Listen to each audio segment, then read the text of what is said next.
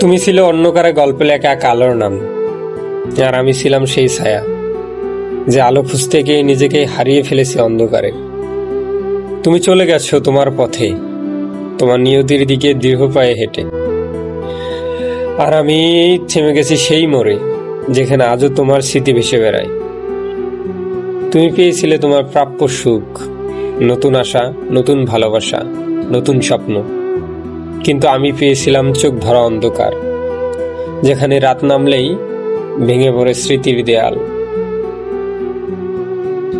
আজ তোমার হাসিতে আলো খুঁজে পায় অন্য কেউ, তোমার কণ্ঠে সুখ খুঁজে পায় আরেকটি জীবন, আর আমি আমার নিজের ভেতরের মরুভূমিতে ঘুরে বেড়াই এক ফুটো আলোর খুঁজে।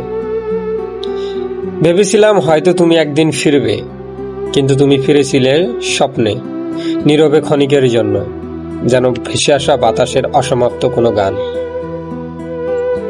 হয়তো তোমার নিয়তি লেখা ছিল অন্য কারো সাথে, হয়তো আমি ছিলাম ভুল সময়ের গল্প।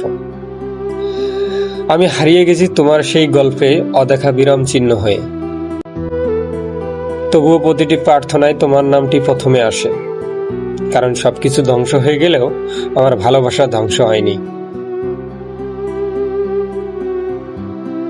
আমি সত্যি তোমাকে অনেক ভালোবেসেছিলাম, নিজের সবটুকু দিয়ে, কোনো হিসাব ছাড়া, কোনো প্রত্যাশা ছাড়া, শুধু এই হৃদয়ের নিঃস্বার্থ বিশ্বাস নিয়ে।